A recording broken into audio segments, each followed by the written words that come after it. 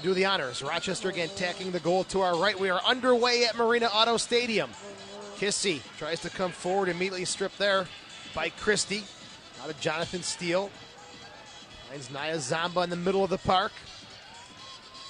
And the Rowdies with possession on the far side. Julian Valentine with it. Over to the near side for Diaz. First touch for the 19-year-old keeper, Josh Lambo.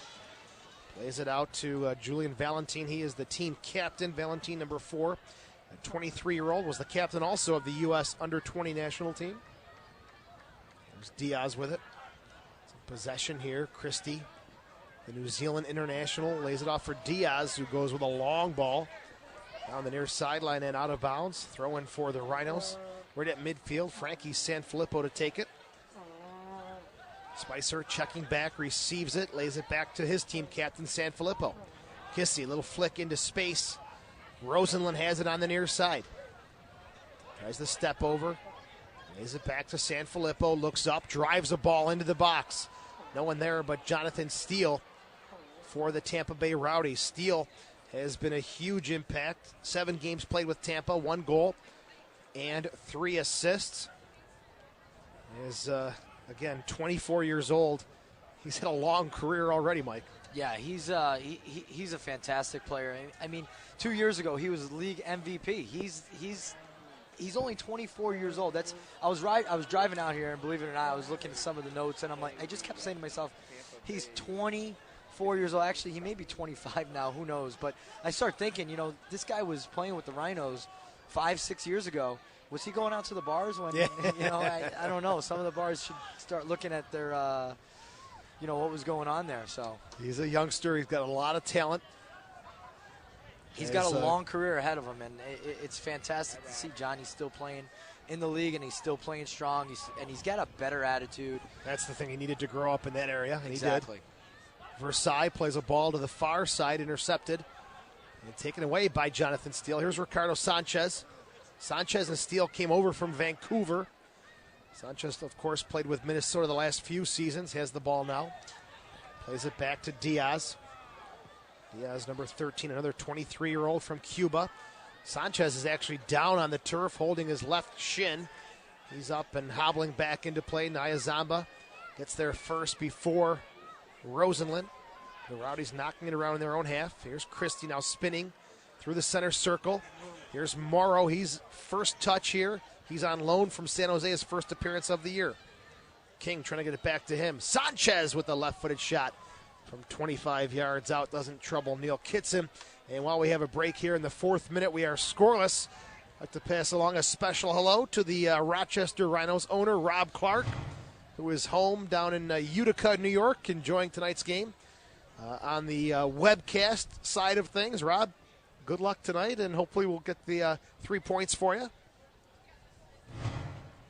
Kitson gets his goal kick high and up over midfield. Good job by Versailles. Gets in front of Naya Zamba.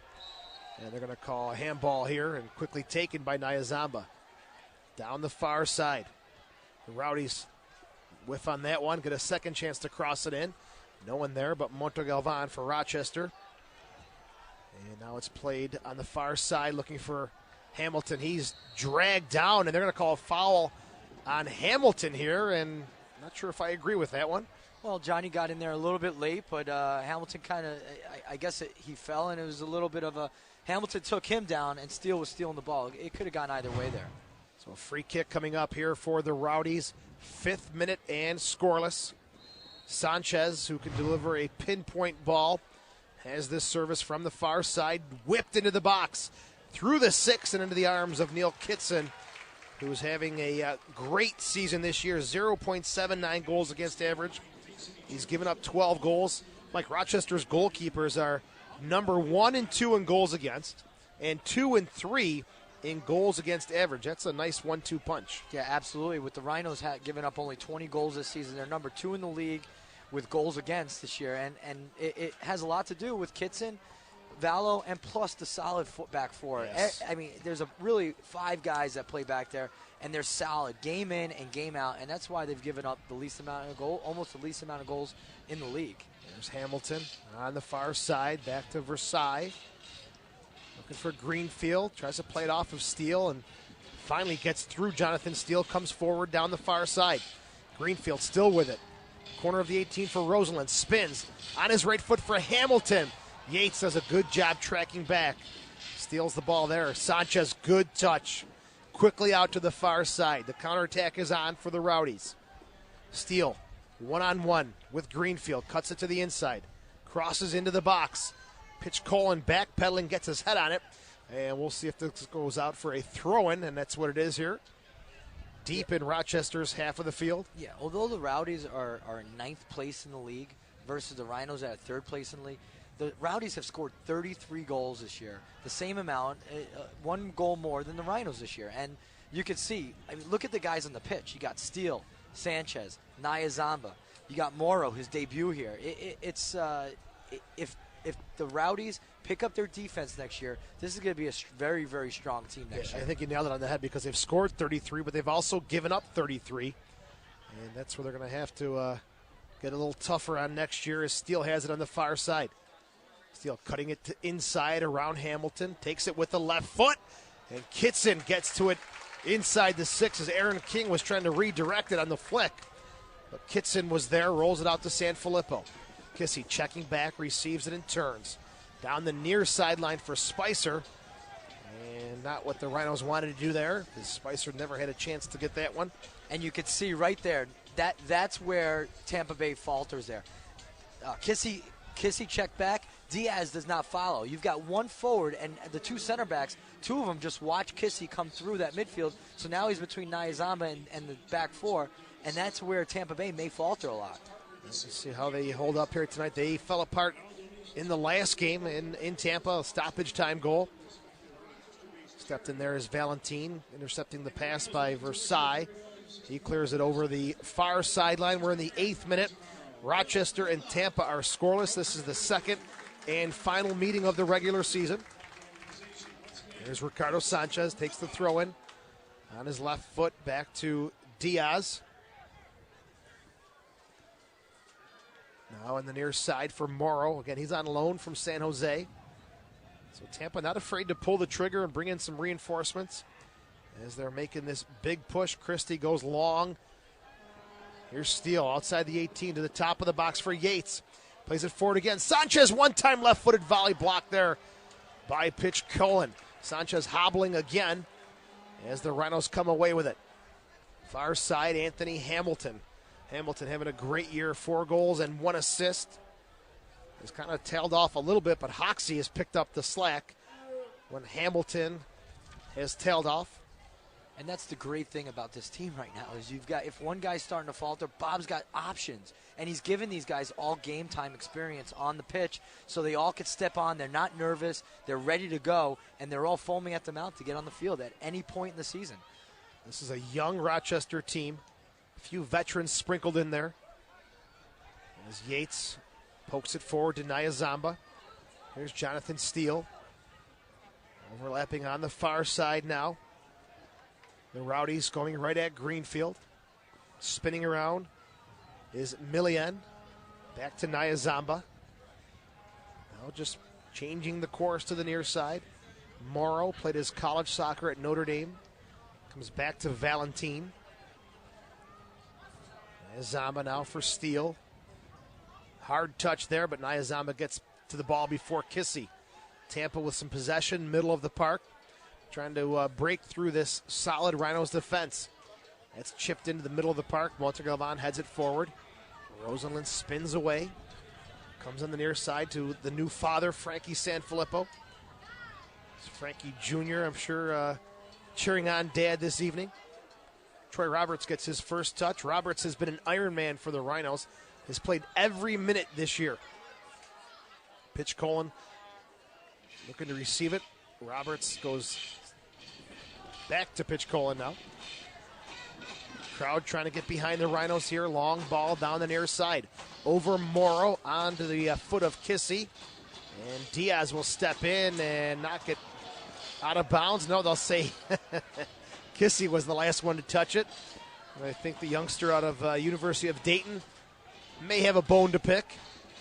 But he's got to play the whistle and deal with the the referee's decisions. Here's Pascal Millian to Naya Zamba. Valentine, top of the box. Tampa, 11 minutes in and scoreless. Maybe a little better possession so far early on. Yeah, they look solid, and like we said, I think he's putting the best 11 players on the pitch. You've got Millian, who's a 2-time All-American from University of Tampa.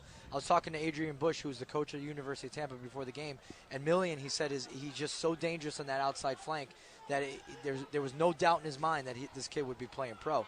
And you can see he's got Millian on the pitch, who's normally a midfielder, and I think that's what Daglish is trying to do, and you can see the possession that Tampa's keeping. Dangerous ball back to Kitson as he quickly came off his line outside the 18 to clear it away. Rochester with a little unnecessary pressure for their goalkeeper as they'll try the near side with Spicer. Gets a poor first touch and gives Christie a chance to come in, swipe it away. The Rowdies regroup defensively. Throw in for the team captain, Sanfilippo, right in front of the Rhinos bench, inside the middle of the field. And that's a tough decision by Sanfilippo. Chance here for Steele to push it down the far side.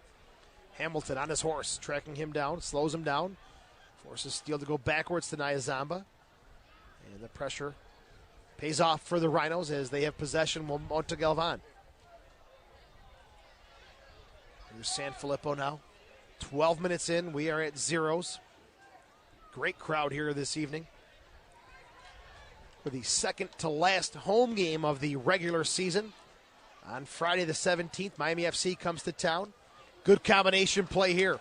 Rosenlund is down the near sideline. Tries to cut it back to his left and just can't keep possession.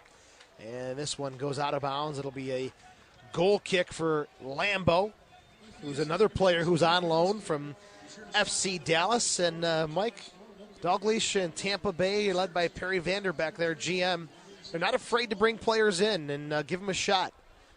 Lambo's 19 years old. He's owned by Dallas. I mean, you see guys sitting on the bench in the MLS. Why not bring him in and give him some playing experience? And the MLS, I'm sure, welcomes that. Just, yeah, sure, if this guy's going to get some playing experience when we need him, we'll bring him back. And Moro's one of those guys here today, and Lambo, and it's great to see that these guys are getting playing experience. It's great that they're in the MLS, but if you're going to sit the bench, you're not going to get that experience. Yeah, with the MLS reserve system going by the wayside, a lot of these players have trickled down into the second division. I mean, look what Bob's done with this team this year. He's allowed every single guy to get playing experience, and now they're all ready to step on the pitch. If you've got Amaro who's been sitting the bench all year, he's not going to be able to step on the pitch for San Jose. What a good ball from Montegalvan onto the foot of Spicer. Cross into the box. Header by Rosenlund down into the turf. Just doesn't connect on it. As Lambo able to scoop it up, and that was straight down into the turf, right at the keeper's arms. Some great vision by Montegalvan there to see Spicer going up that line. And what a great cross by Spicer. Beautiful. Rosenlund could have done a lot better with that. I'm sure he's going to sit at home and say, you know what, maybe I should have taken that one down with my chest. Maybe I could have gotten a little bit more power behind that. Rosenlund knows how to find space in front of the goal. Spicer and Morrow get tangled up. Spicer gets a second bite at the apple and wins a corner kick. 14th minute. This is the first corner kick for the Rhinos. It'll come from the near side. Great defense by Morrow there. The main objective as an outside back is when the midfielder's coming down, prevent that cross, and that's what Morrow did there twice against Spicer. Good work there, and corner kick for Rosenlund in the 15th minute. As of now, Tampa credited with 3 shots. Here's Rosenlund's delivery. Outswinging service. Pitch Colin, they're going to call him for the foul on Valentine as he had his back to the goal and maybe a little dramatic with the the right-footed shot. I think Pitch Colin was thinking was bicycle bike it, yeah. as he was holding on to the waist of Diaz there. So he definitely had that in mind. Or I think he had Christie actually. As the Tampa Bay coaching staff is bundled up here as Dalglish and Vanderbeek got the jackets on. It's a cool evening in Rochester. No, you gotta love Tampa. I mean, Dalglish, he's got a guest belt on. He's got nice jeans on, and then you've got Bob, who's got nice pleated pants on, good shoes, tie. You know, two different characteristics here of two different coaches. Dalglish wearing his going out clothes as Steele steps in front of this one. Yeah, Dalglish is ready to hit East Ave. Valentine steps in front of that one. Nyazamba has it now. I'm sure he's hoping for a win here. Tampa Bay definitely needs a win. And both teams here need a win. The Rhinos want to be first in the league, and Tampa Bay just wants to make the playoffs. Here's one of those dangerous overlapping runs from San Filippo. Gets the ball. Near side of the 18. Low hard cross. Valentine neatly, calm and cool, steps it away. Yates coming forward now. Spins it around towards the middle of the field. Goes outside for Steele. It's not going to get there. Greenfield anticipates, reads it well. Rosenlund. Versailles now. Back to Jonathan Greenfield. 16 minutes in. Spicer checking back. Now back into space down the flank, and it's going to get away from Greenfield into the arms of Lambeau. 3 games played this year, 5 goals against. He's got a 1.67 goals against average. As Tampa coming off a 2-2 tie with St. Louis on August the 29th. Diaz scored in the 90th minute to pick up the point. And Mike, you said it earlier. They're turning losses into ties. We'll see if it does turn into wins for the Rowdies. Good move here by Kissi. Gets away from Christie. Now forward for Rosenlund. Montegalvan is going to go forward. Goes sideways to Versailles. King now pressuring Roberts. Lays off here. Roberts time and looks up. Gathers the ball to pitch Colin. Yeah, I mean, since the addition of Sanchez and Steele, this team's changed a little bit. You could see they're a very possession-oriented team. The first 5 minutes of the game, Tampa was dominating the game. The Rhinos have gotten a little bit better of the match right at this point, but Tampa's a much better team with Sanchez and Steele for sure. I think Sanchez would have been a great addition to Rochester a couple of years ago.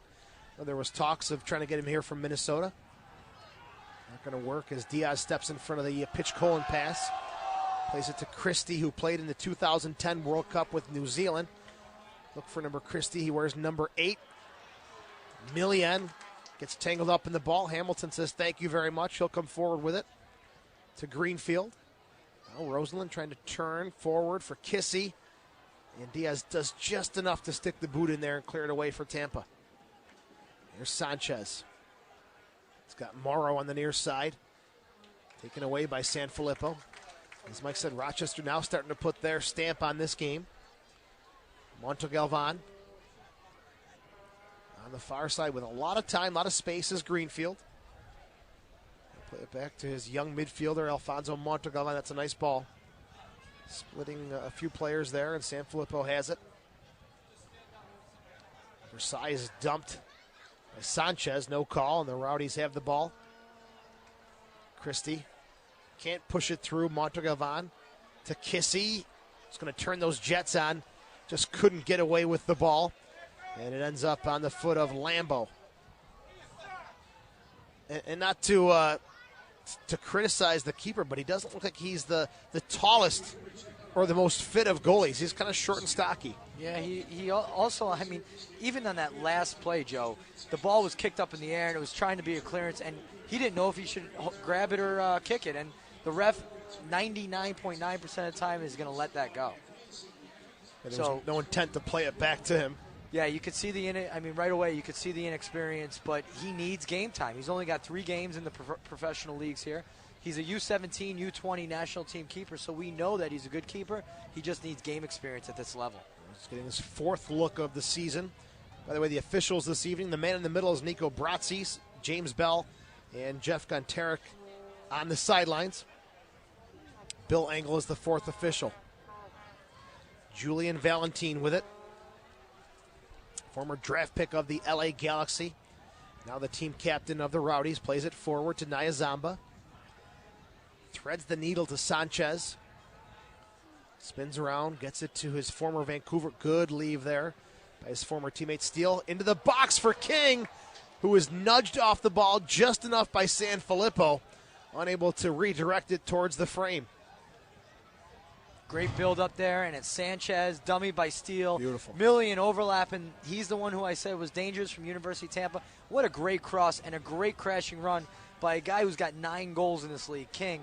And Sanfilippo, you know, he was a little bit beat there, but you know what? Held on to him. You're not going to get called in the 18 on that sometimes. You're not. And I think Sanfilippo made a good decision. King with 9 goals this year, as Mike said, missed the last 2 games with a hamstring injury, but he is back and running the top line. Pitch Colin.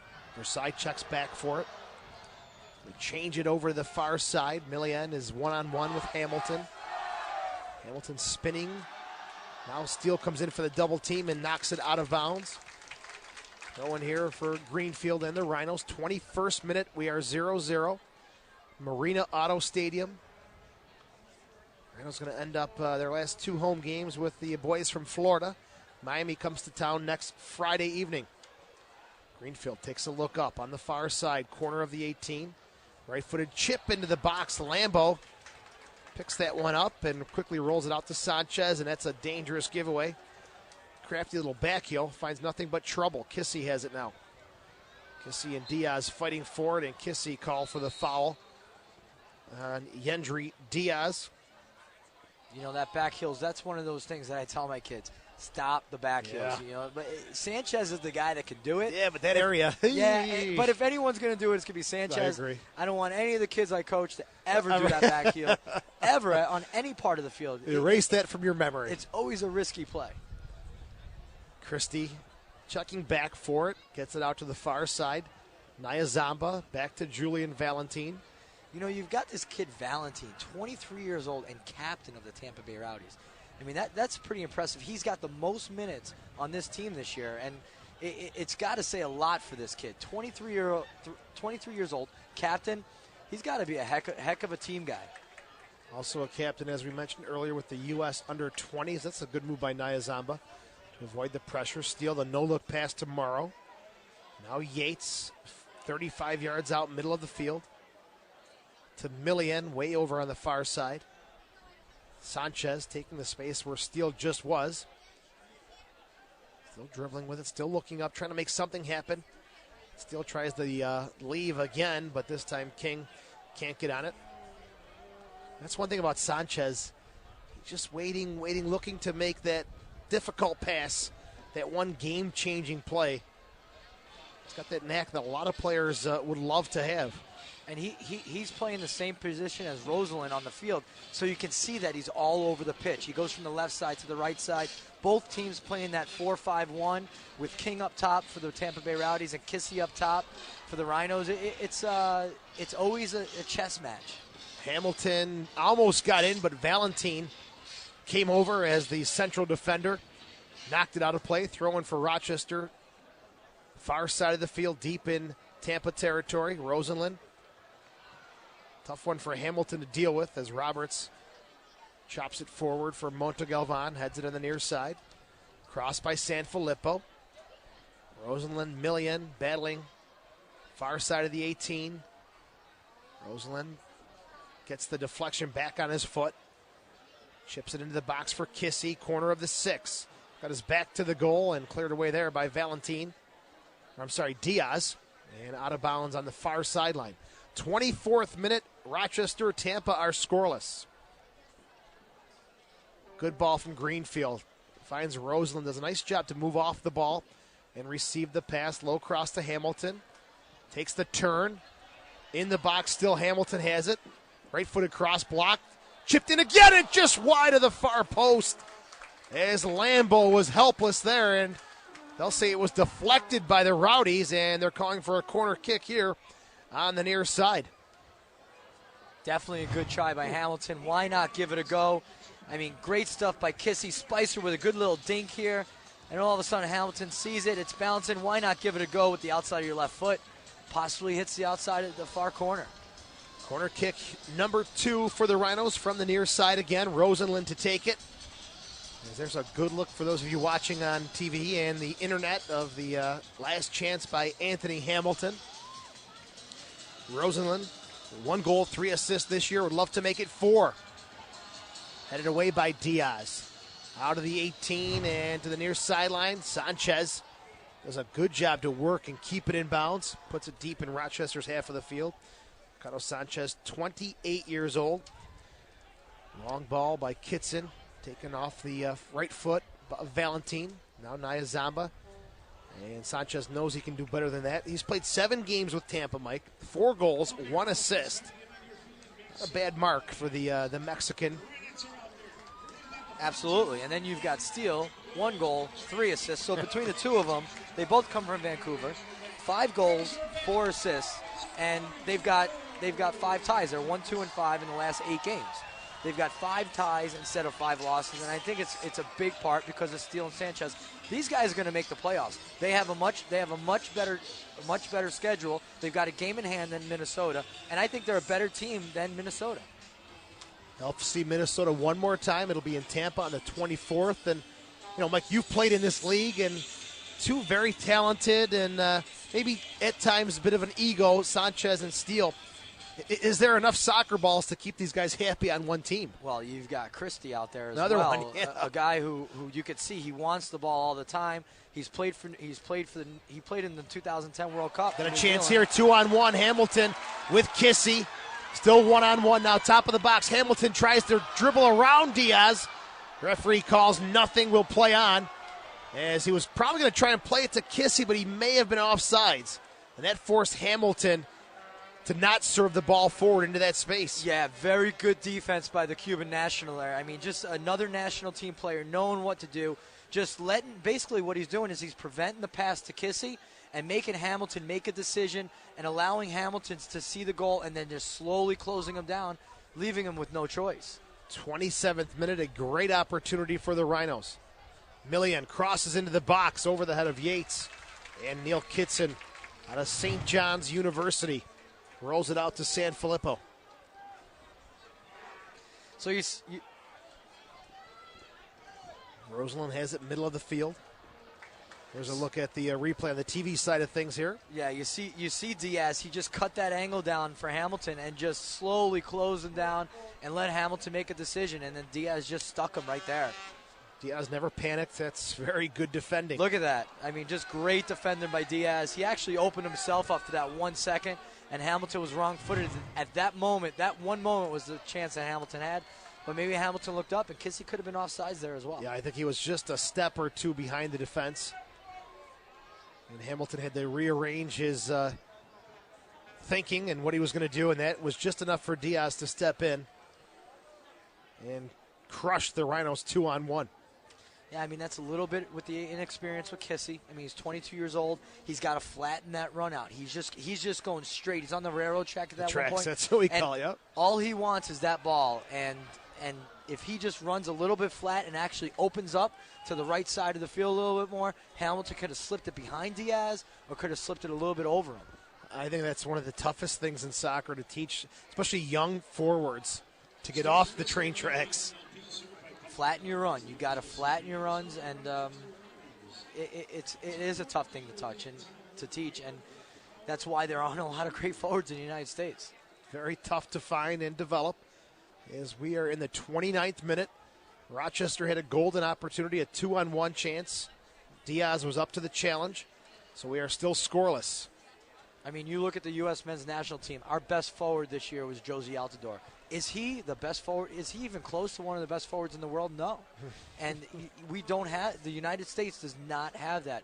And it's the toughest thing to teach. Is a great, solid forward, can make flat runs, can check back, can do the entire package. And Brian McBride's probably the one guy who I've seen who could possibly do it all. He's one of the best. He's probably the best forward the United States has ever produced. Yeah, there was a nice piece on him on FoxSoccer.com. He pretty much set the standard for the American players.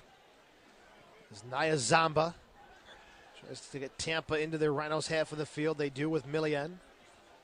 Back to Nia Zamba. Now Christie. Kind of holding back here. Now coming forward, middle of the field, 30 yards out. Into space. Yates unable to get on the end of that one as it was deflected into his path. But had too much pace on it. Kitson rolls it out to Greenfield. Back now to Troy Roberts. He played with Cleveland last year, the Cleveland City Stars, in what was a very difficult season, to say the least. Versailles. Good ball forward into space for Hamilton. And Millian just sticks the right boot in there. 30th minute, knocks it out of bounds. Corner kick number 3 for the Rhinos. This time they'll try the other side.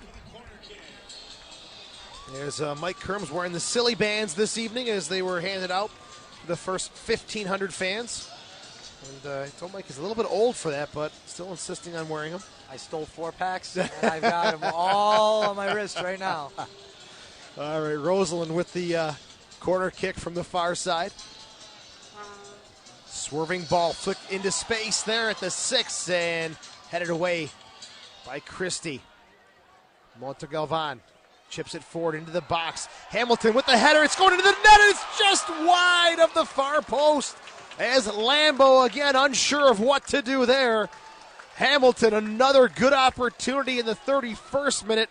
Rochester unlucky not to be on the board. Yeah, Frankie and Sanchez, they challenge each other right before this play with Montegalvan knocking him into the box. Frankie and Sanchez, they went for a 50-50 head. You never know what's going to happen there, and Frankie kept the ball alive. Montegalvan just got his little pinky on it and got it to Hamilton, and unlucky by Hamilton. He had the net there, and but there's nothing else he could have done. I mean, the ball was bouncing high, and Lambeau was caught in no man's land as well. He looked very shaky in that last stretch of play. As Morrow picks up a throw in here on the near side, so the chances starting to come here for the Rhinos. Hopefully they can make the most of them. Diaz looks up, now goes back to Lambeau. Kissi did a pretty good job there. Did you see what Kissi just did? He kind of cut himself into the middle of the field to try to prevent the pass from going to the other side of the field. You want to keep the ball on the left side of the pitch, well, the Rhinos' right side of the pitch, in order not to let them out on the far side. Kissi did a good job, and then he just got a little bit lazy. He's got to continue to really cheat and not let that ball go across him. Being a lone forward, it's a tough thing to do. It's a lot of real estate to cover. But when you're 22 years old, the legs are there for you. Spicer, heavy touch. Yates takes it away. Nyazamba with it to Millian. Feels the pressure of Hamilton, so a little back heel pass to Christie. Crosses midfield. King is checking back. Back outside to Millian. Possession for Tampa here. Nyazamba. He plays it behind Morrow here on the near side. Intercepted by Montegalvan. Spicer off his thigh turns. Chips it forward for Kissi. And Diaz is going to win the race, but let this one roll out of bounds. 33rd minute.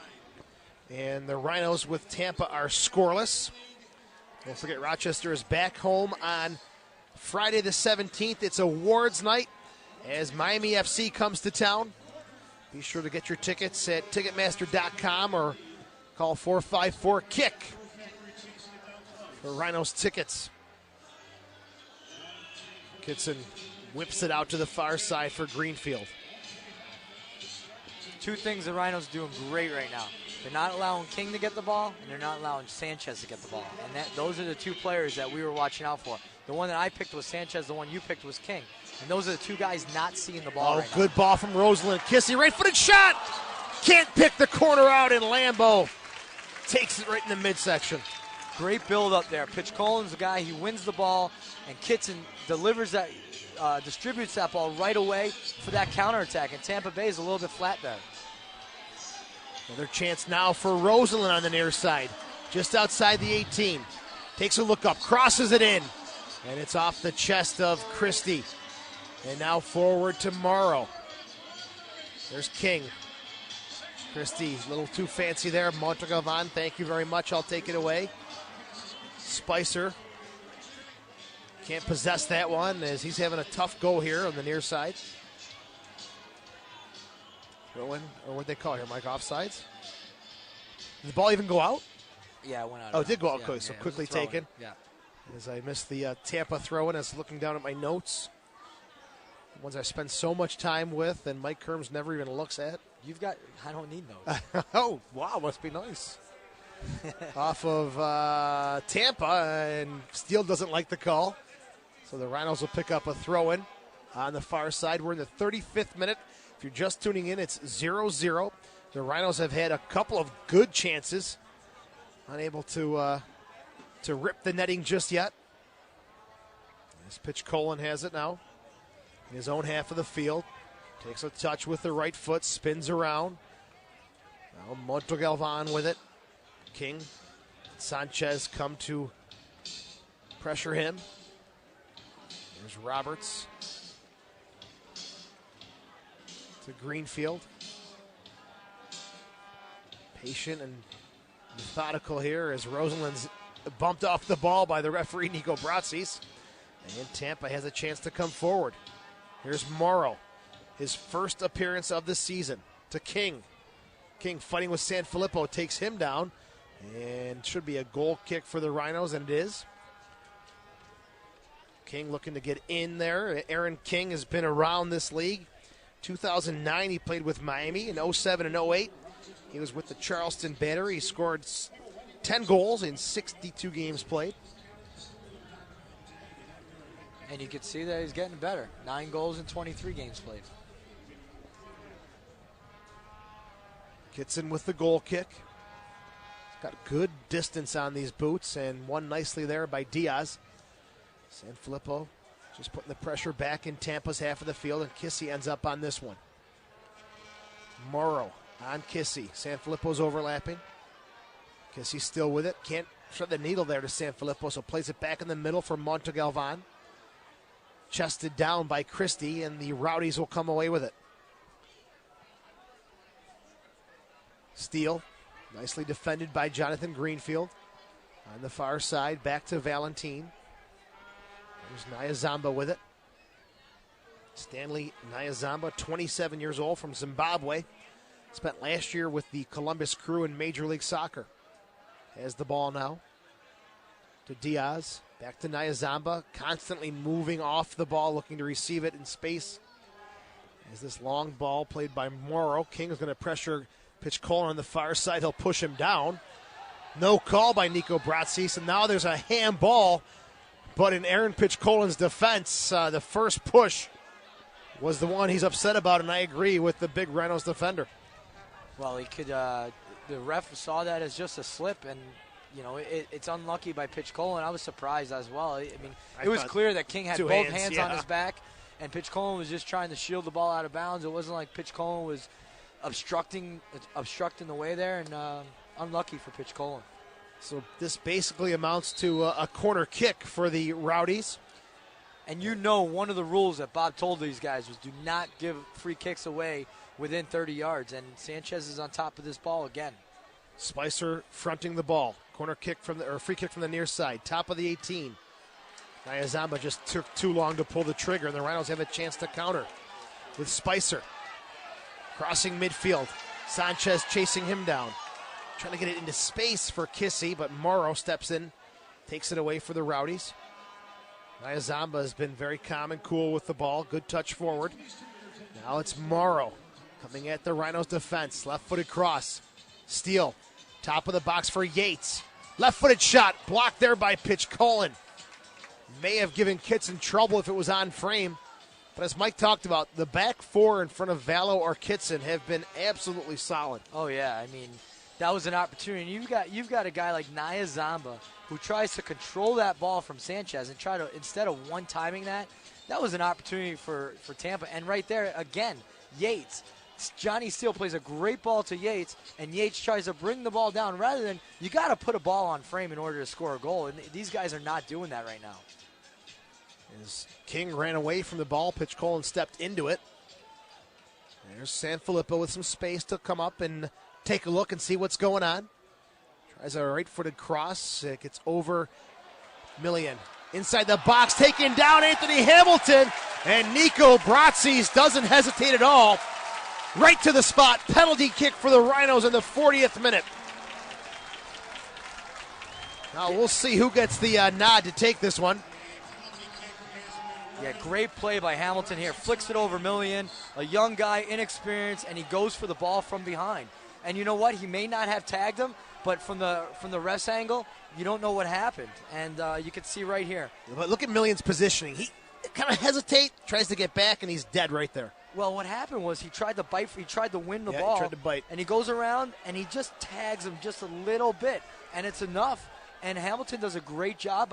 You don't know if Hamilton actually got hit. But you know what? You're a forward. He's a natural forward. He's in the 18-yard box. You flop. All right, Greenfield to take this one. He's got 1 assist this year. Lambo is on his line. The box is cleared. Greenfield steps in.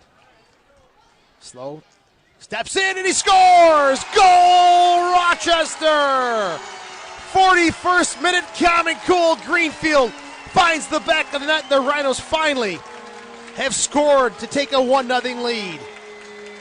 You know, you've got an experienced player at the PK spot, and you must have that much confidence in this guy. He's a left back for this team, and he must be the guy that wins the penalty kicks in the practices, because just calm, cool, collected, waits for the young keeper to go to one side, and then he chooses the other side. He's one of those guys who just doesn't pick a spot. He's the guy who waits for the keeper to commit to one side or the other. It was like he took forever to run up to the ball and hit it. And like he said, he just waited for the keeper to commit. Calm and cool, slots it home. Run, he just walked. Yeah, not even run, you're right. He walked, there's only one other guy who I knew that was very, very good at that, and that was Tommy Tanner. He would just walk up to that ball, and he'd look at the goalie the whole time. That goalie would commit, boom, Tommy hits it to the other side. You don't have to put it into the bottom left. You don't have to put it into the side netting if you're that good at it. True. Tommy Tanner, and now I'm going to put Greenfield on that list with Tommy Tanner.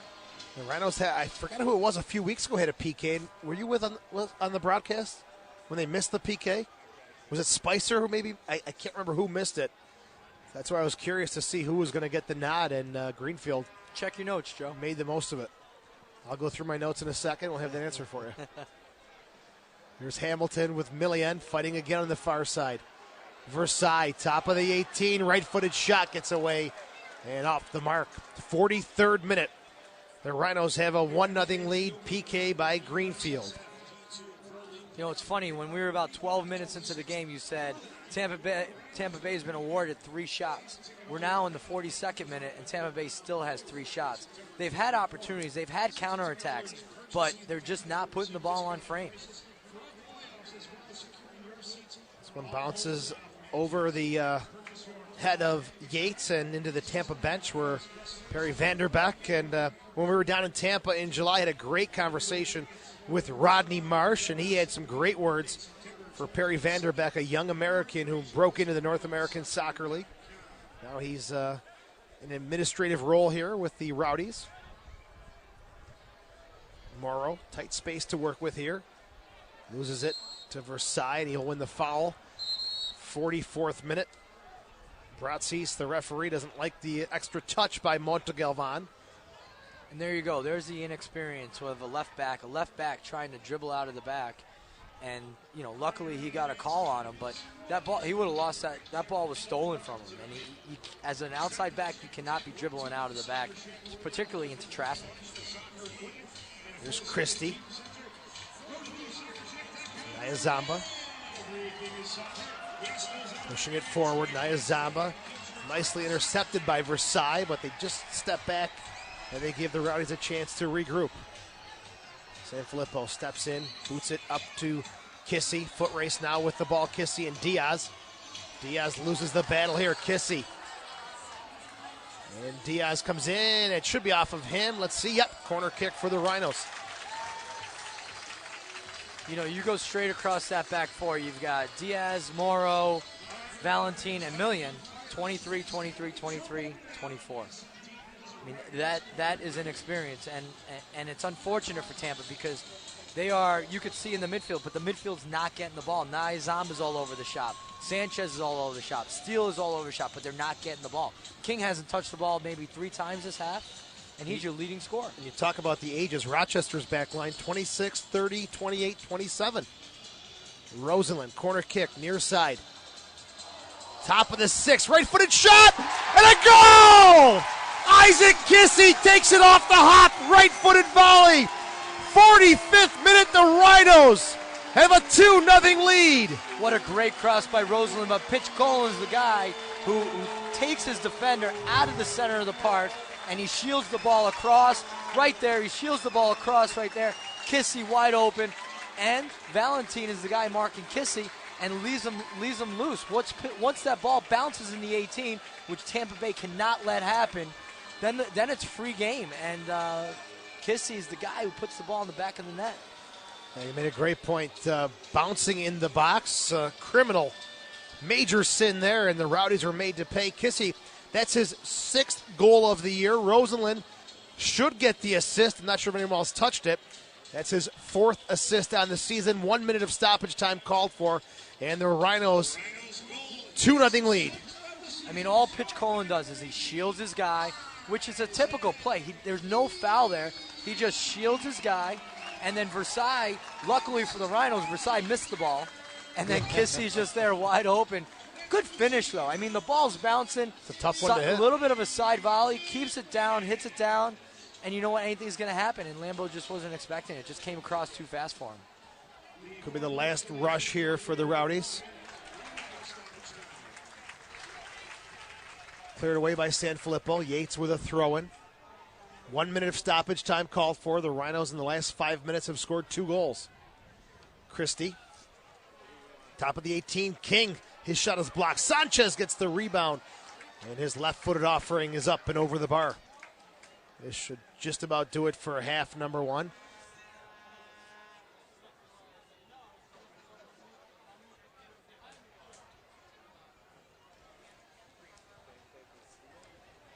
Goal kick here for Kitson, and Nico Brazzi's checking the watch. Rhinos have a 2-0 lead over Tampa. Gets the goal kick off the head now of Christie to Steele. Greenfield slowing down Aaron King. Nice pass by Steele. Expect the unexpected with Jonathan Steele. As Nico Brazzi's blows the whistle. And half number 1 is in the books. The Rhinos have a 2-0 lead over the Tampa Bay Rowdies, and the Rowdies, Millien and some of the other players are still at the official about the PK call. And even Dalglish might making his way, I'm sure, to have a word with the man in the middle. Well, I mean, it changes the match. I mean, when that happens, you know, if it's a 50-50 call, it changes the entire match when there's a penalty kick. And you know, it's a 0-0 match, and then before you know it, it's 2-0. Last 5 minutes of the half, though, 2 goals. Yeah, Mike, what is that going to do to the morale of the Rowdies? You know, 5 minutes into the half, or 5 minutes left in the half, and it's 2-0. You give up those 2 late goals, and Rochester's got all the momentum. The Rowdies. Yeah, I mean, it kills you. It really hurts. I mean, you have to go to the locker room, and you have to regroup, and they have to go in there and say, we got to get out of here with at least a tie. And they've done it before. Down 2 goals, they've gotten those ties. So don't doubt the Rowdies and the Rhinos. We know historically in this year they've come out flat in the second half, and it's happened not every game, but a lot of games this year. The Rhinos come out flat, and they're going in with a lot of confidence. Come out maybe overconfident. I would be absolutely stunned if Bob Lilly does not mention that second half sluggish start. All right, let's go down to the field, and we've got our goal scorer in the 41st minute off the PK, Jonathan Greenfield, joining us. Jonathan, welcome to the halftime show. Appreciate your time, and a 2-0 lead, and really those 2 goals coming at a devastating time for the Rowdies, but a great time for the Rhinos as you guys head into the locker room with a ton of momentum. Yeah, I mean, obviously, the PK by Hemi, I thought he did well to get it for us. And then we kept on going with our momentum, and another quick goal and a corner kick, good delivery, dangerous in the box, and a good finish by Kissi. So, a 2-0 going to halftime is pretty good, but the game's not over. Still another 45 minutes to go. Hey, John, tell us about that PK. I mean, very calm, cool, collected. I mean, waiting for the keeper to make a move, and then you just push it to the opposite side. I mean, you're not the type of guy that just picked your point. You waited for him to make that move. Yeah, I mean, that's once again coming from a kind of a midfielder situation, pretty composed. I just try to go slow as possible because at the same time the keeper's trying to pick his spot where he thinks I'm going, and I'm doing the same thing, and I'm trying to watch his body language. His body went to the left, and as soon as I saw that, I knew opportunity to go to his right, so I just picked my spot. Yeah, John, that was a beautiful penalty kick. Hey, let's talk about the midfield for Tampa Bay. They're loaded. I mean, they've got some great guys. What did Bob tell you guys before the game with Steele, Sanchez, Christie, Nyazamba? I mean, what's the theory on what you guys are coming out with today? Well, he said, he picked it up when he saw the sheet. He said definitely they're going to be playing a 3-5-2 or even a 3-6-1, and that's pretty much it. They're loading up their midfield with really good midfielders. We just had to clog it up. So I think we've done a good job in the first half, and we'll try and keep doing that in the second half and keep this clean sheet. And Johnny, talk about keep doing it in the second half. Mike and I were talking before he got on headset. There's been at times the second half starts have been a bit sluggish. How's Bob and how's the team going to address that? Well, I'm sure Bob at halftime is going to, get on us for certain things. I think they had some opportunities early in the beginning of the game. And you'll keep us going, saying that, this game's not over. It's only up by 2. It's a dangerous scoreline. 2-0 is always dangerous. We've got to get the third to really solidify this game. And one last question, a long break, August the 27th in Montreal. How's it feel to get back onto the pitch in live game action? Yeah, I was pretty excited today. I thought it felt like a kind of a home opener in some ways for me. Such a long break, and it's very unusual. So I was very happy with it, and I'm just excited to be out here. And lucky enough, Bob gave me the chance to get the PK and get a goal for the season. All right, John. Thanks for your time. Great stuff. Great to see you. Great goal, man. Beautiful. Thanks a lot. Good luck in the second half. That's Jonathan Greenfield. His first goal of the year off the PK. He's got an assist to go along with that as well. All right, we'll take a short break. We'll come back with more on the halftime show. The Rhinos have a 2-0 lead over the Tampa Bay Rowdies.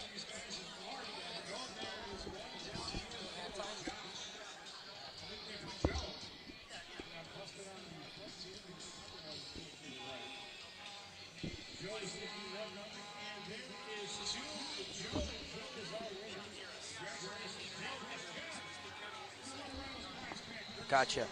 Yep. All right, Mike, so we'll come back. We'll look at stats. Kerms, where are you going to go? No, what are you doing? Which one?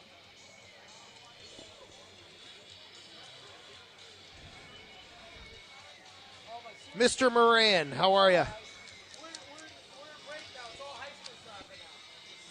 right, we're going to come back. We'll do a look at the schedule, upcoming schedule for the Rhinos. Okay. We'll do a quick look at the standings. Then we'll break, and then we'll come back and do official stats. Sound good? All right. I like when you call me boss. Thank you. All right.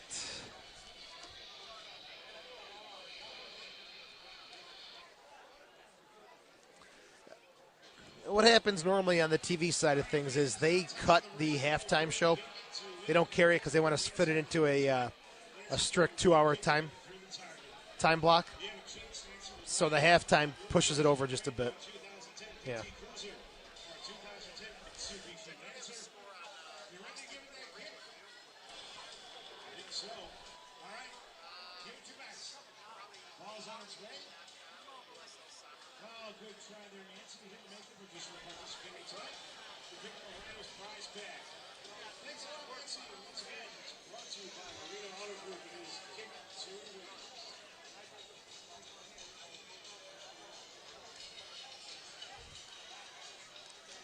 And welcome back to the Rochester Rhinos halftime show. I am Joe Giuliano, the voice of the Rochester Rhinos. For tonight, Rochester came into the game 26 games played. They've got 4 games remaining, 3.5 now, with the 2-0 lead over Tampa at the half. Miami FC will come to town on the 17th, September the 17th. Miami FC comes to town. It's also awards night. Be a part of the action. Call Ticketmaster or visit Ticketmaster.com. Call 454-KICK for more information. The Rhinos and Miami FC on the 17th. Then about a week later, September the 25th, the Rhinos, their second to last game of the season, They will travel down to Lockhart Stadium, Fort Lauderdale, Florida, to take on the Blues. And then October the 2nd, the last game of the 2010 regular season, Rochester at AC St. Louis for the first time. So looking at your standings now in the USSF second division, Vancouver in the NSL Conference leads that group with 41 points. Carolina behind them with 37. In the USL Conference, Austin tops the conference and the league with 49 points. Rochester just behind them with 48 points. But here is the kicker. Here's the catch. Austin has played 2 less games than the Rochester Rhinos. But if you check out the Aztecs' upcoming schedule, it is a lot of away games, and it's at a very difficult Carolina, a difficult Montreal. And tonight, they are just kicking off at Puerto Rico. 8:05 kickoff. Austin is at Puerto Rico. In addition to Tampa Bay at Rochester, Vancouver is at Baltimore. Portland is at Carolina. Montreal is at Miami. And Minnesota is at St. Louis this evening. That is a look at the schedule in the USSF second division.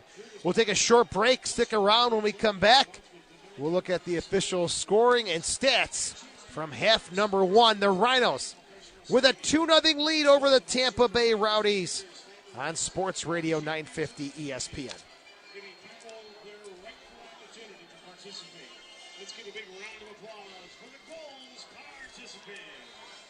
Mike, how long is this break? Thank you. See, those pieces are too big. Use small pieces. You're not allowed to have a piece any bigger than this. Okay?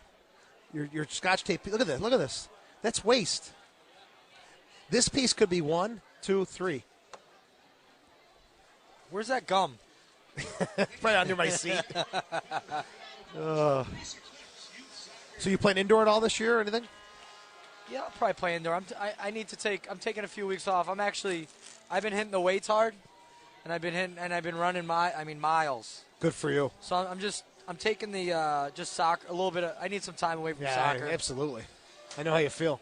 And then when November rolls around, I'll be like raring to go again. I'm going on a cruise in November. Good. For second week in November.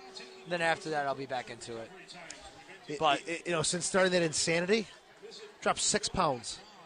Mike, you're gonna. You like the insanity better than P90X? Yeah, why is that? Because P90X, you got to get resistance bands. You need a little bit of equipment here. You got to do pull-ups. This is just you. So you're gonna burn it for me? Yeah, if you want it. I would love it. Sedge gave it to me. It's on like 5 different discs. That's it, just 5 DVDs? 5, maybe 6, but I burned them all on one. And you got a menu and stuff? Yeah, you can click on what you want. I'll take it. All right. Take care of you. Make me 2. Why? Huh? Why 2? So I can have one at home and one when I'm on the road. I'll put one in my laptop bag. That's what I did in Carolina and in Baltimore. Had my laptop in the room. I've been doing some insane. I mean, I've got this push-up workout. Oh. How long does it last? Even 10 minutes of push-ups is amazing. That's it. Yeah. It's just 10 minutes. I think it's...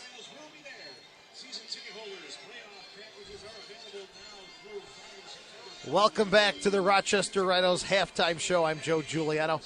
The Rhinos have a 2-0 lead over the Tampa Bay Rowdies. We're about 5 minutes away from the second half kickoff. And recapping what happened in the first half. All the action, really. Well, all the goal scoring in the last 5 minutes of the half. Minute number 41, Anthony Hamilton was taken down in the box. PK call. Jonathan Greenfield, nice and cool, steps in. Slots it home. It was 1-0 after 41 minutes. That was Greenfield's first goal of the year. In minute number 45, Isaac Kissi got his 6th goal of the year off a corner kick from Tyler Rosenlund. And Kissi struck the ball off the hop, right-footed volley. Nicely taken by the 22-year-old who had a deep knee bruise. He finally overcame that. Now he's got 6 goals this year to go along with 2 assists, though it is 2-0 at the half. Your official stats, at one time it was 3-1 for the Rowdies, but now after 45 minutes of play, shots in favor of the home team, and they did take over the tempo of the game. They have 8. Tampa Bay has 4. Saves, 2 for Kitson, and 3 for Lambo, who's looked a little uncertain at times. No corner kicks for the Rowdies, 4 for the Rhinos, 6 fouls for the home team, and 2 for the Tampa Bay Rowdies. So again, your score is 2-0. We'll see how Rochester comes out in half number 2, as Mike and I were talking about. They've got a bit of a history at times to come off the locker room with a bit of a sluggish start. And Mike, your thoughts on half number 1? Yeah, great half for the Rhinos. I mean, up 2-0. You can't ask for more than that. But Tampa Bay, they're such a great counterattack team.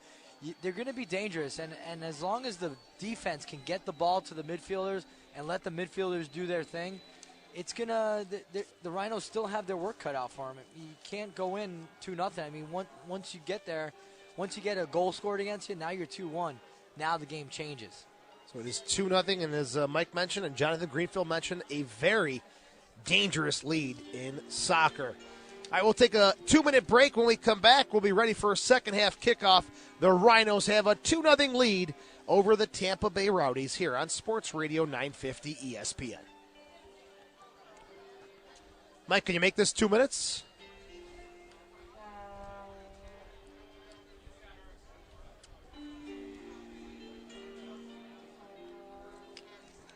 All right, let's see if there's any changes. Atta boy.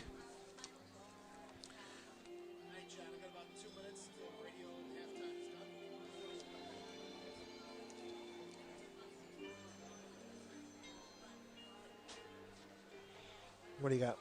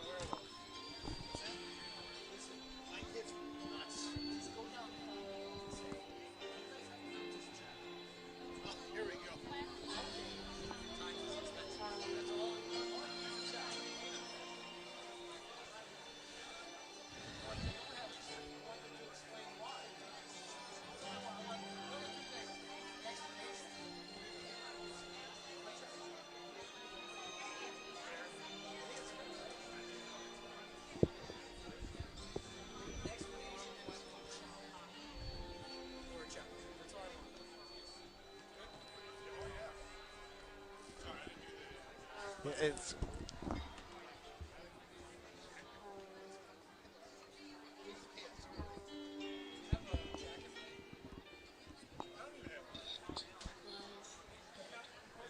and we are back at Marina Auto Stadium, where the Rhinos have a 2-0 lead. Both teams making their way back onto the pitch. Rochester, Greenfield, and Kissi, the goal scorers, as these two teams played once before at Steinbrenner Field in Tampa, Florida. And a 90th minute goal by Isaac Kissi gave Rochester the 1-0 lead. Mike looking over the Rowdies lineup to see if there's any changes to start half number 2. Flying solo here for a minute as Mike doing his job. A little performance taking place at midfield. The flags flying at half-mast. And folks, today is September the 11th, and we should take some time to send our best wishes, our condolences, our prayers to the families who lost loved ones in that terrible incident on September the 11th. At the end of the day, ladies and gentlemen, the only thing I have to say is God bless the USA. Yeah, I mean, everyone knows exactly where they were on that day. I mean, everybody knows. I mean, I was actually I was playing for the Rhinos, and I was driving to work. I was working for a company called Manchester Technologies. As you know, I always played and had a side job. And one thing's never enough for you. No, you continually look forward in life, and you had to build a resume. So when you were done playing soccer, what are you going to do? And I was on my way to work, and all of a sudden I'm hearing stuff on. I was actually listening to Brother Weeze, and I hear on the radio, I got a plane just flew into the World Trade Center. Yeah, and Brother Weeze was like, all right, whatever. And he just kept going on with his shtick. Then all of a sudden, things kind of got quiet, and he's like, wait, a plane just really flew into the World Trade Center. And then there you go. I mean, like, the world just stood still. I mean, at work, there was no work that day. No one was working, and I being from Long Island, I definitely had some friends and Sure. a lot of friends and family that were working downtown New York, and some family friends that passed away, and it's very tough. And I know that down there today, it's just very, very quiet times. It's very sad that the world's got to be like that, but. Living a tough and difficult time, and for myself, my job as a teacher outside of the broadcasting world and the school, everything stopped that day, and TV's on, and dead silence. Total silence throughout the school. And again, our thoughts and our prayers go out to those who lost loved ones on that terrible, terrible September 11th day. Yeah. And a moment of silence took place tonight in a class move by the Rhinos organization. Yeah, you knew exactly where you were, exactly where you were standing. I was driving by the 490-590 exchange at that moment. I knew exactly where I was, and it's pretty amazing. It was just a tragedy, and hopefully that guy's dead, man. That's sad to say, but you hate to mix politics and such brutal actions with sports, but it's a huge part of the history of our great nation. And as I said before, God bless the USA. Never would want to live anywhere else but right here in the great old U.S. Let's get back to the game here now, as there is a change made. Wheeler is coming on. He is number 21. We'll see who he's replaced. This change coming up at the start of the second half. Got Wheeler listed as a forward. We'll see if that is where he takes his spot. Sanchez was kind of limping, Mike. Yeah, but it looks like King is out. King, that hamstring might be bothering him a little bit. King was very quiet. He's also, like you said, coming off the hamstring. And is that who came out? Yeah. All right, so King is off, and let's see if Rochester made any changes. See, they're in the huddle, so tough to tell if there's any new faces, and I doubt there would be after an explosive 5 minutes. Yeah, it's not normal for Bob to make a change like that, and you know what? You didn't see anyone really warming up that hard, and you'd see a different type of warm-up by a player if they know that they're going in. So, all right, Rochester a little late coming out of the dressing room, but they've made their way onto the pitch, and they'll be attacking the goal to our left. Tampa Bay shooting down to our right has the kickoff. Sanchez. And I believe it's Christie. The two players who are gearing up to get us underway. I'm not sure if that is Christie because he had red boots on in the first half. If it is, he's changed. No, he's got the same cleats on. As it's the back of the boot that's reddish pink. And we are underway. Yates gets it to Morrow. Diaz. Now here you go with Wheeler. PDL's top scorer last year. MVP. This team, just this field right now. You got Johnny Steele, MVP. Wheeler, MVP. You got rookies of the year out here, and this is a very, very strong field. It almost seems like their attack is set, their midfield is set. Then you kind of hit a brick wall when you come to the back line, which I'm sure Perry Vanderbeek and the rest of the Rowdies are working on and addressing. And as they play each team in the league, I'm sure there's notes made. Okay, Trey Roberts pitched Colin for Rochester. A lot of these guys are on one-year deals, and there's going to be a lot of bouncing around, moving in and out between clubs. So for Tampa, for a first-year team in the attack and in the midfield, they've done a great job assembling a quality lineup. The back line has been their weakness. Yeah, let's not forget that. This is a first-year team fighting to get into the playoffs. And I've been there before, and with the Syracuse Salty Dogs, it's not easy. You're battling, and you've got a lot of young guys with inexperience, and they're learning the game. They're learning the game at a different level. So it is tough. And same exact thing with the Salty Dogs. Our first year, we just made the playoffs, and but when you make the playoffs, whole new league, whole new season, and that was very tough for a lot of inexperienced guys. So. Did you play with Steele in Syracuse, teammates? No, it was after I left. He got there. Okay. He was, 17, 18 when he came? young boy. Throwing here on the near side for Greenfield. Yeah, Laurie Calloway, the guy that brought Johnny Steele over here. Calloway, a great coach, and he really never afraid to go with young players, get him experience right into the starting 11. No, the quote to me was, Mike, there's younger, faster guys. And you know what? There might be a spot for you in Virginia Beach. Callaway not one to mix words. No, not at all. Pretty direct. Nice guy, though. I mean, all the respect in the world for Laurie. He's a very, very good coach. Even at 31, I was still learning stuff from Laurie, and he's a very nice guy, very heartfelt guy. He's all he does is mean well. And for the team, he just wants to win. So. Now coaching in Des Moines, in Iowa, in the PDL. Laurie and the family have moved out there, and keep in touch. I'm going to give Laurie a call, see how he's doing. I haven't talked to him in a few months. And that's where he was before he was with the Salty Dogs, and he had a lot of great players that he brought from there. Nathan Gibson, and he brought another South African guy, just like Greenfield, and Lennon Steenkamp in town tonight. That's right. So a little reunion going on here for you and some former Rhinos. Yeah, Spicer.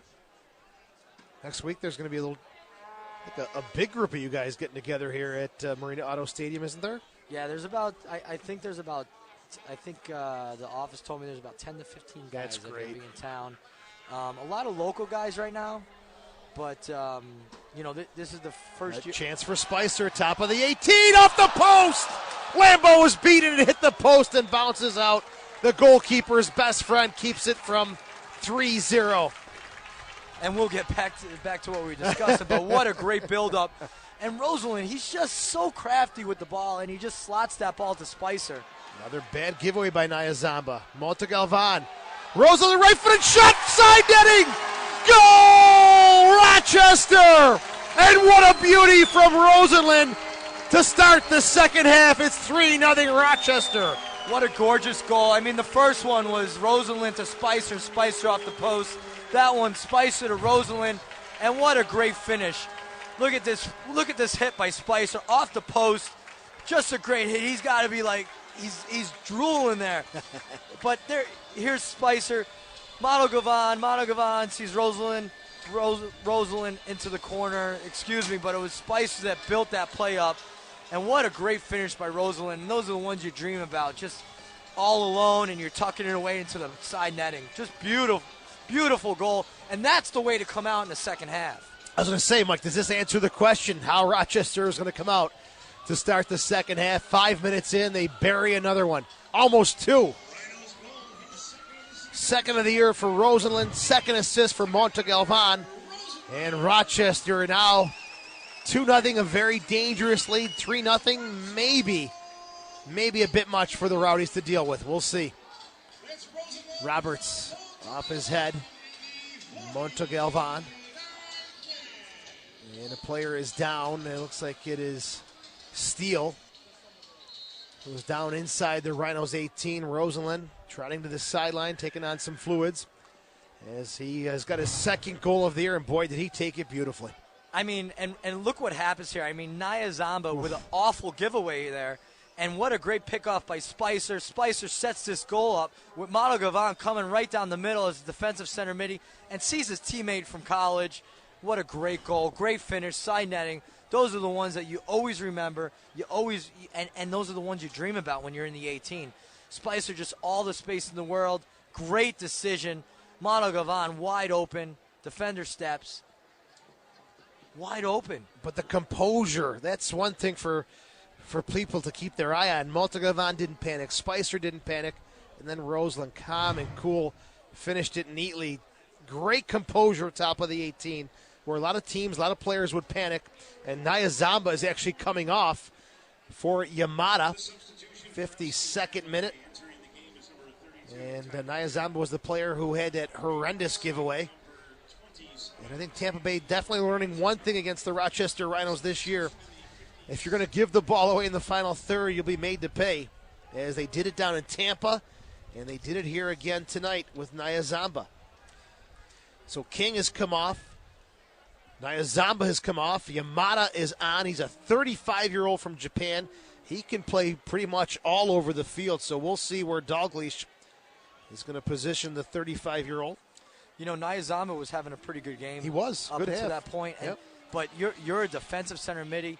You're one of the guys that this team is relying on. You've got the experience on the pitch, and you give the ball away there in the defensive third. You can't do that. Montegalvan to Rosenlund. Rhinos are having fun now, just moving off the ball, a little bounce in their step. 3-0, 53rd minute. Look at the, nope. We're not expecting the quick one-touch back. Sanchez comes away with it. Christie. Back here to Milian. There's Valentin with it. Coming forward now. Yamada to Wheeler. His first touch is intercepted by Spicer. The Rhinos on the far side have it. Rosenlund. Montegalvan, high, long ball. Diaz lets it bounce once. Kissi let the foot off the pedal just a bit, and Lambo picked it up. Here's Christie. Drives one forward. Flicked into space looking for Steele, and cleared away by Pitchkolin. That was a risky play there. That was pretty risky. Good ball by Christie and great header by Sanchez. But just risky there by the back four. And you know what? If you watch this back four, they are so in sync. Yeah. So that's unusual for them. But just watch the back four. They know where all four of them are at the same at all times. They're like on a shoestring. One guy goes right, the guys shift. It's just real nice to watch the back four work from side to side in their defensive posture. Greenfield lets this one roll out of bounds. And the goal kick coming up here for Neil Kitson. 3-0 Rochester. Your goals tonight from Greenfield, from Kissi and Rosenlund. Rosenlund actually has got a goal and an assist. So he's having quite the evening for Rochester. You know, we talked about Rosenlund about 8 games ago. And, you know, we really... He was in a funk. There's no doubt about it. We were not nice to him. He was in a funk. And you know what? He wasn't playing well. He was giving the ball away. Here's another giveaway. Top of the 18. Rosenlund chips, and Lambo backpedaling, able to scoop it up. Sorry about that. Just a little too cute right there by Rosenlund. But you know what? He's just playing a phenomenal game tonight. He's all over the pitch. He's on the left side of the pitch. He's on the right side of the pitch. He's playing very crafty. He's doing everything that he needs to do for the position he's playing in. And, he's doing a great job. Pitchkolin headed the ball back. Kitson was sliding, ended up sliding outside the 18. And look at that. I've never seen an official push a player like that. Did you see that? I think I've seen it before, but I've never seen that. You know, Wheeler's about 6'5", and the referee is about 5'9", and hey, get off me, man. Yeah, he pushed him right away. You know, yellow card instead of pushing him. So he wanted a yellow card, I think, issued to Kitson because he played the ball with his hands just outside the 18 near the end line. Well, you're talking about an experienced referee here, and you've got a young kid who's trying to tell him what to do. Yeah, Wheeler's 22. Dangerous play here. Sanchez with the restart just outside the 18. Look at Steele. Bouncing around into the box. Kissi heads it away. Top of the 18. Kissi gets his own ball. Step over, gets away from Steele. Steele, a little smirk there. Knows he was done in by Kissi. Now into space for Kissi, and it's off the mark. I think Steele wanted a real big piece of Kissi, came steamrolling in. And there's a look back as the referee just pushes away Wheeler. Says, get out of my space. Good for him. One not afraid to stand up for himself, take charge. I'll give the referee a yellow card there. Yep. I'm sure that'll be talked about after the game with the crew. Here's Yamada, 35 yards out, middle of the field. Comes to Millian on the near side. Relax, Joe. It's not that funny. It was hilarious. It's not that funny. Hamilton pressuring Millian. Spins away from him, crosses into the box. And Kitson calls off Roberts just in the nick of time to gather that one inside the 6. Kitson with the wind at his back. He can probably send this one down to the 18. As it is a booming kick. Valentin and Diaz backpedaling. Takes a hop at the 18, and Lambo will come out and distribute to the far side. Morrow has it. Christie to Valentin. Good ball by Yamada, but Millian's not going to win it before Greenfield. Now middle of the park, pitch Colin. 58th minute, Rochester has a 3-0 lead. Spicer, a nice little one-touch outside to Sanfilippo. Now forward to Kissi. Valentin does a nice job to step in and clear it out of bounds. So 2 changes coming up here for the Rhinos. Hoxie and Franks are all checked in, just waiting for their stoppage. Jamie Franks, Andrew Hoxie. Montegalvan. Kissi tried to lay it off for Rosenlund. He does a good job to fight and win it back for the Rhinos. There's Spicer. Sanfilippo overlapping. Spicer cross into the box. Hamilton back across with the left foot, and Millian knocks it off his thigh. And over the end line, corner kick number 5 for the Rhinos. So what the changes are going to be here is, I think it's Hamilton's number I see up on the board. So Hamilton, Mike, will come off for Franks. This change coming up in the 59th minute. Jamie Franks now coming on. This will be his 22nd appearance of the year. Anthony Hamilton working hard tonight. And Hoxie will replace Kissi. Also 59 minutes in. So Kissi is off. Hamilton is off. And Hoxie, 16th appearance. He's got 3 goals, 5 assists. He'll be coming on momentarily. Sanfilippo's cross into the box. Headed to Valentin, but Franks will keep the pressure in the Tampa half of the field. Rosenlund to Franks, a right-footed ball that's driven into the box and cleared away by Diaz. So now Hoxie will come on. Let's make it the 60th minute for his debut tonight. Mike Hoxie, 3 goals, 5 assists in 15 games played. He's out of William and Mary College. He was a San Jose Earthquakes draft pick. Kissi gets a nice round of applause as he scored his 6th goal of the evening this year. Tampa looks like they're going to also make a change. Corner kick goes through the 18. Morrow has it on the far side. Long out of bounds. Sanfilippo will have a throw-in at midfield quickly. Takes it to Franks. 60th minute. Mike, do the Rhinos let it up just a little bit here, or they just keep going for more? You keep going for more. You just keep pressing and keep playing. The trick is not to change your game. Don't go into a 6-3-1 just because you're up. You keep playing your game. You're playing a solid game at a 4-5-1. And that's what it looks like Bob's doing. He's keeping Versailles in there. He's got Montegalvan right in front of the back 4, and he's just continuing to play his match. Loose ball in the middle of the field. Now it's played outside for Morrow. And Sanfilippo, the patented move for Frankie, is the slide tackle. And he pulls it off there. Going to be a change coming up here. Yates will be coming off momentarily. You know, when you're winning 3-0, you just swap a man for a man just for fresh legs. You don't have to change the formation. You don't have to change your style of play. You continue to play your game. Christie, top of the 18, and Steele wasn't making that cutting run. Thought Christie was going to pull the trigger, but a little too unselfish there. Mikel Galindo will be coming on now for Tampa. Another player who is on loan.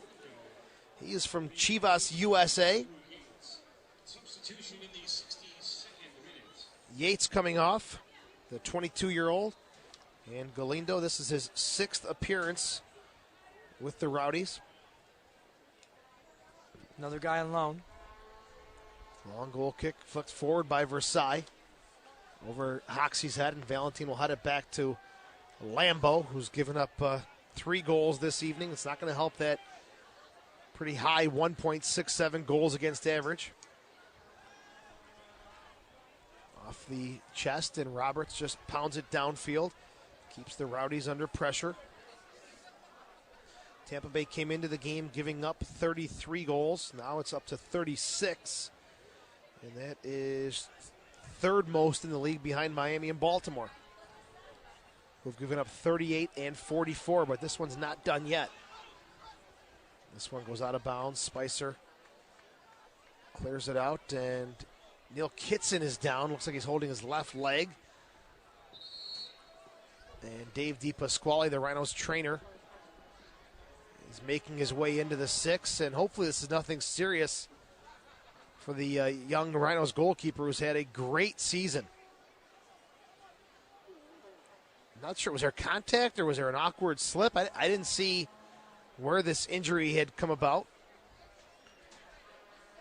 Valo's loosening up. Kitson's taking off his gloves. This is not a good sign, is it? No indication yet from the trainers if Kitson can continue or not. As they're looking at the left leg, or looks like the left ankle of Neil Kitson. Rochester's made 2 changes, so that's not an issue. They've got plenty of substitutions available. As it looks like Valo is going to come in, Mike. Yeah, you swap a guy for a guy, and it's not a bad change. I mean, when you're taking Sattler out and putting Lambo in, you know, there's definitely, you know, there's a level there, and you're trying to get maybe Lambo some. I don't know why Sattler's not playing tonight, but you know what? None of the goals are Lambo's fault. True. I mean, I would not blame Lambo on any of those. I mean, you couldn't. You're caught on the Rosenlund goal. I mean, that's just a typical goal. I mean, you see that goal all the time. PK. The PK, and then you know the goal by Kissi. I mean, that ball did bounce, but it bounced between the 6 and the 12. It wasn't Lambo's area, right. So I wouldn't blame any of the goals on Lambo. Scott Valo getting warmed up. Billy Andracki, the goalkeeper coach for the Rhinos, quickly heading at that area to loosen up the Rhinos keeper. And looks like Kitson is unwrapping some sort of bandage on his left leg. And he's definitely going to be coming off. Valo's making his way to the scorer's table here. I'm not sure if it's the ankle or the knee. Again, he's laying down. The leg is up in the air. And if there's any looks on replays, maybe that we could see where Kitson maybe came down in an awkward position. As the crowd taking their time here now, as Kitson's still getting looked at.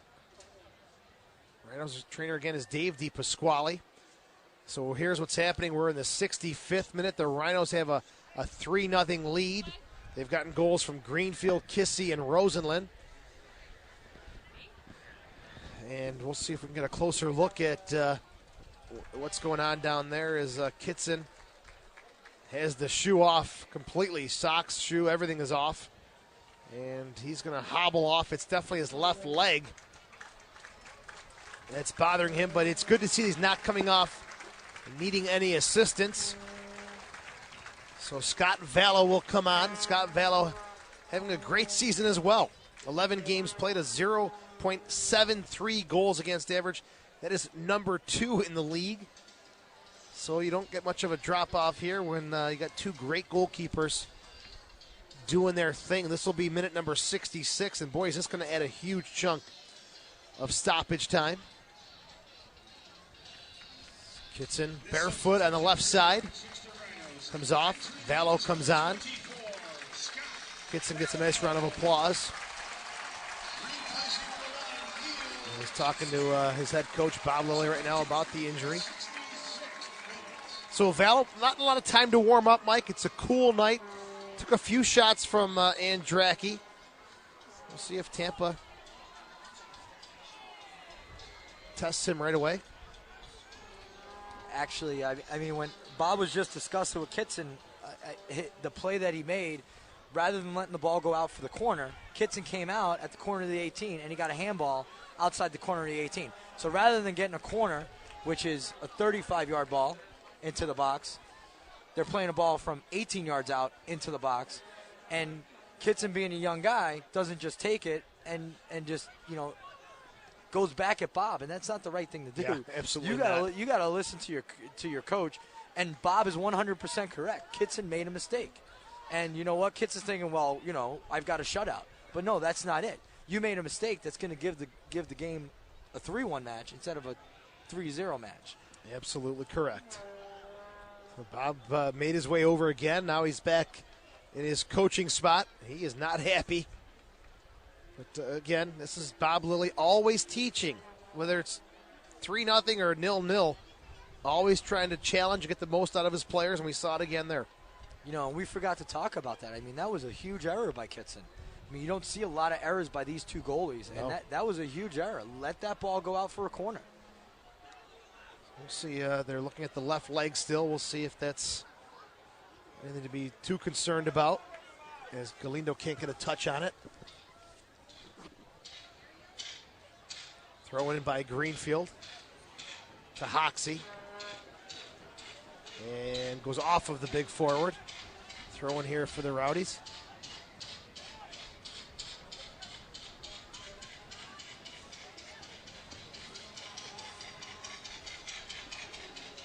Diaz.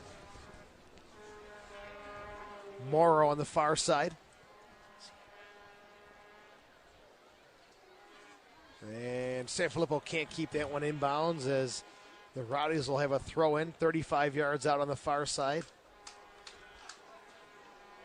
Sanchez to Morrow, back to Sanchez coming towards the middle of the field. Little chip forward for Wheeler, and Vallo with some help from Roberts will scoop that one up. Nice distribution here on the near side for Spicer. Montegalvan, and this one gets away from Greenfield. Montegalvan, time to turn, spin, and look up. Switches it to the far side for Sanfilippo. Now Versailles. Time and space. Franks. Quick little touch back to Versailles. Good combination play here. Montegalvan on the near side for Spicer. Comes off his chest. And Galindo will play it back to Lambo, who pops it forward. Greenfield gets away from Galindo. Now cuts it inside. Lays it off for Montegalvan. Sanchez, good defensive work coming back, but can't pressure enough to keep it out of his own half of the field, and they're going to call offsides on Hoxie. So it'll be a throw-in or a free kick, for the Tampa Bay Rowdies. There's Jonathan Steele. Christie. And just can't get that final connection up top as Christie's pass was intercepted. Hoxie gets the ball first before Steele. Rosenlund to Franks. Far side possession here for the Rhinos.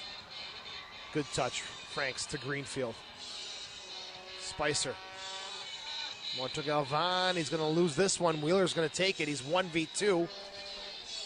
And Pitch Colin stands him up well, and the Rhinos take it away as Wheeler even had gotten around Pitch Colin. He still had three other defenders to deal with as Sanfilippo was chasing back hard.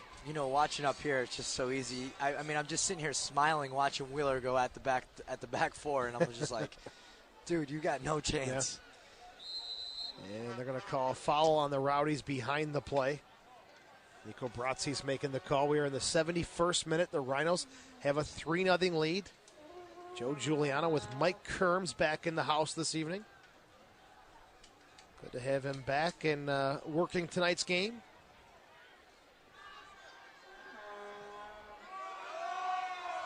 Spicer gets away from him and goes out of bounds. A throw in here for the Rowdies.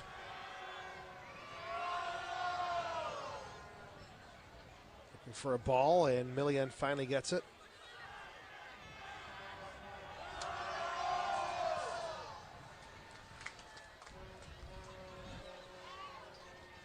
Sanchez back to Millian. That's a bad pass by Millian and intercepted by Montegalvan. Versailles to Spicer. Inside to Hoxie. Maybe could have turned into the center part of the field. Tried to touch it instead and given away. Greenfield now takes space for Rosenlund to turn. Montegalvan, center circle. Deflected forward.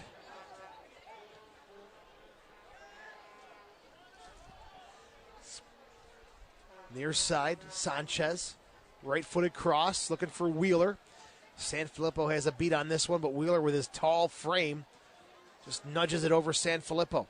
Crossed into the box and deflected into the 6. Scott Vallow picks it up there for the Rhinos.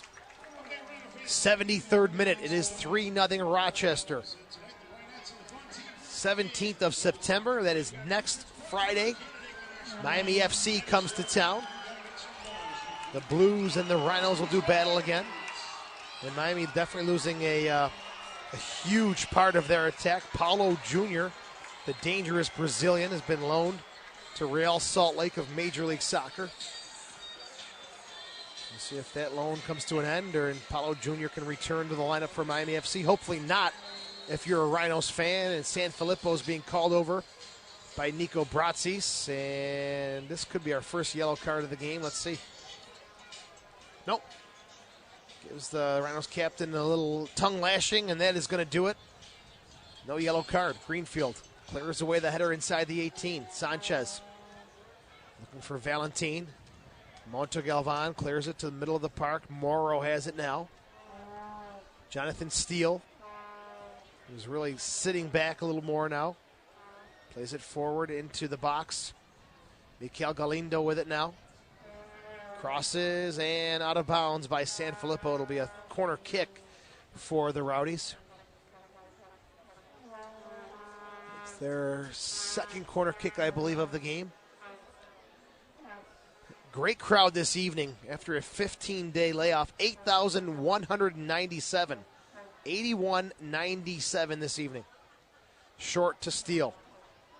Corner of the 18, driven into the box through everyone. That's a good ball that Yamada and some of the other forwards need to get their face stuck onto. Oh yeah, they need to throw their bodies into the box and just sacrifice everything to get something on it. I mean, Sanchez to Steele, and just what a great screamer from Steele. Good ball.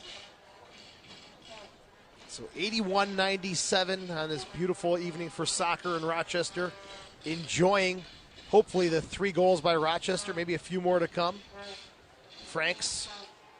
Valentin steps in front there. Or Diaz gets it forward now to Steele. Galindo with it now, 30 yards out. Little touch forward into space. Sanfilippo takes it off the foot of Wheeler. And Vallow will knock it down the park. Headed back in by Yamada. Steele, nice little chip into the box. Takes one hop. Greenfield. Little calm, cool, and collected right there. Right? I'll tell you, I mean, I would have been kicking that thing way out of the park for a corner kick for sure. But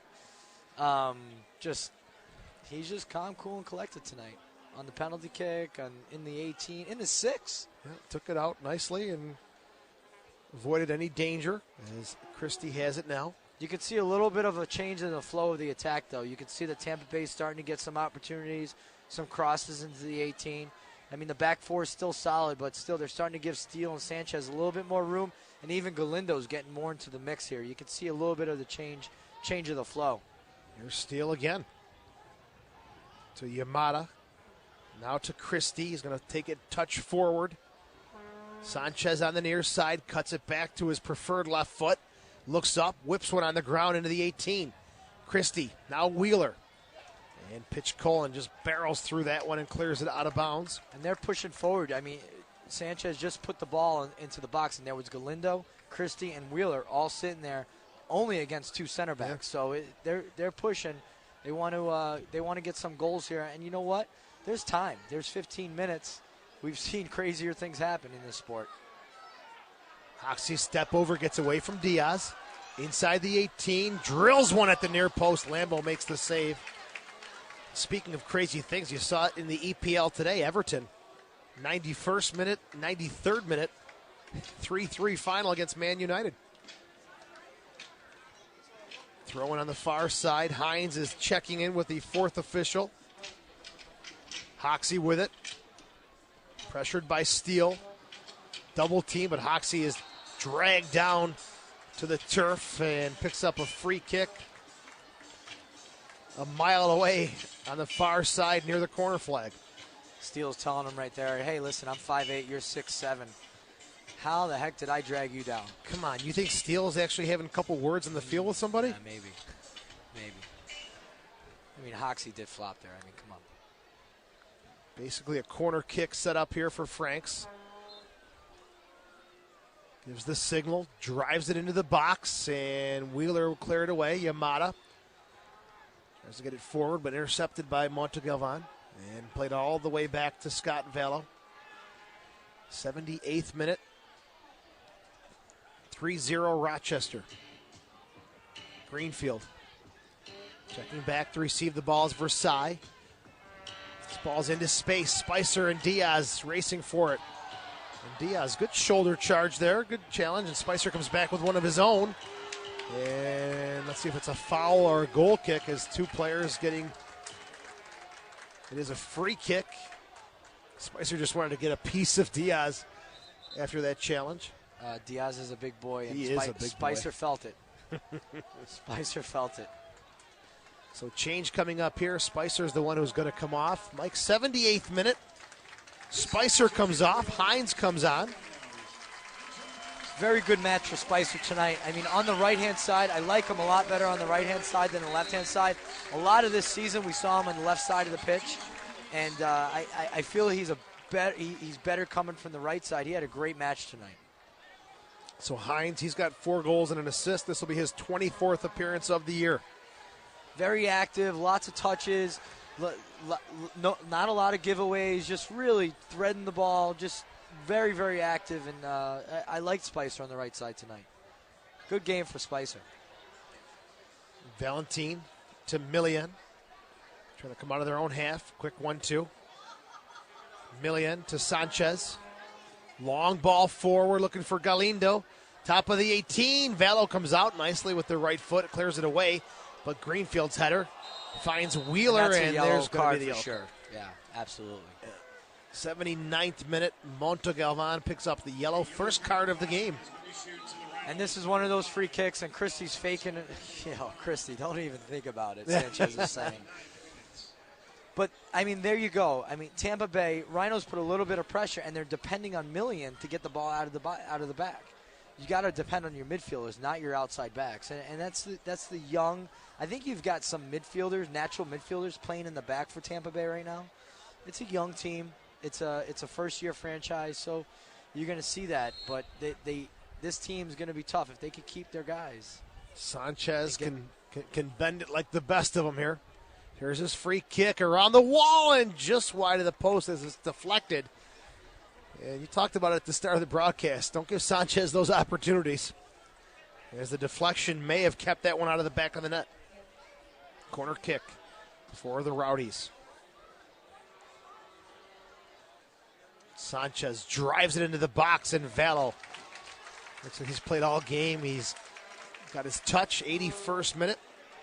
Keeping the Rowdies at bay so far. Good driven punt by Vallow for Hines. Steele gets his head on it to the far side. Morrow to Diaz. The Rowdies making the return to professional soccer after playing in the North American Soccer League 1975 through 1984. Steele tries a low cross, can't get it through. Pitch Colin. And Sanfilippo get it forward to Franks. Here's Hoxie. Nice touch. Tampa also had an MLS squad for That's right. 3 seasons. That's right, the Mutiny. 4 seasons. Former Rhino Craig Demon spent a year there as well. Played with Carlos Valderrama.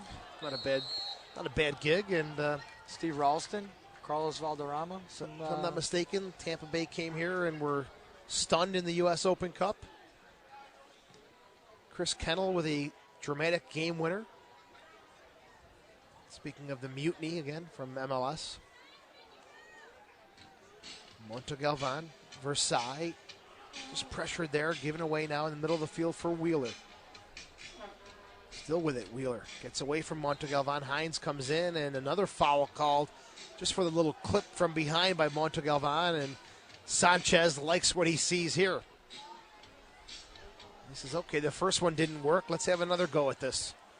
Is he shooting or serving, Mike? What do you think? It's a little... he's ripping it. Maybe 30 yards away to the left of Vallow. And he is ripping this one, and again, it just whistles wide of that near post there. I mean, that's the shot he wants, but he's just not putting enough power on it. He's hitting it right, just not enough power, and it's getting away from him. And Vallow's got it covered, for sure. So Nano Short coming on for Rosenlund. What a night he had. 1 goal, 1 assist.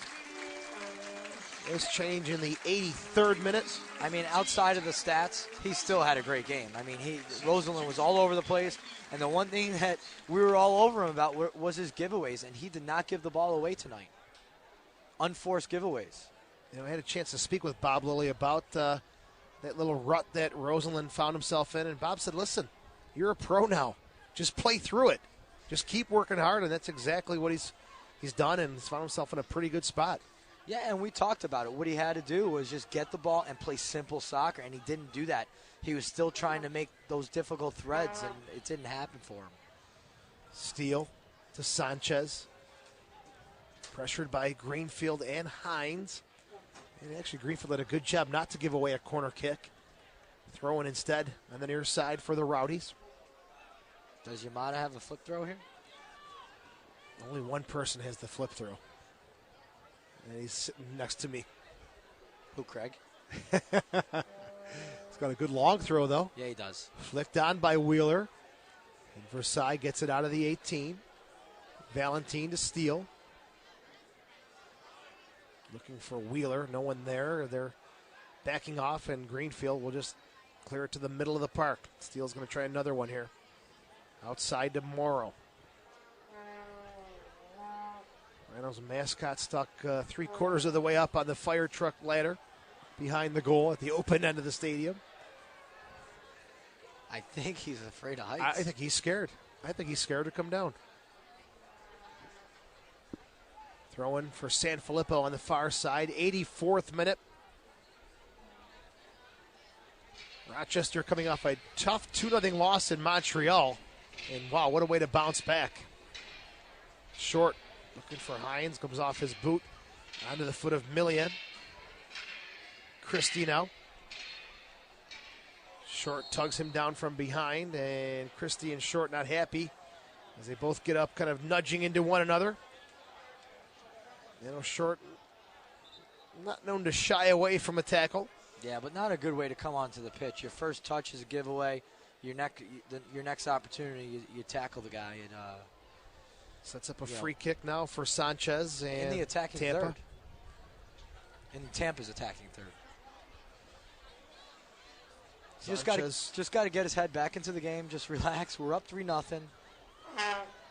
This time he serves a swerving ball that's headed away by Pitch Colin. And throw in here for Tampa on the near side.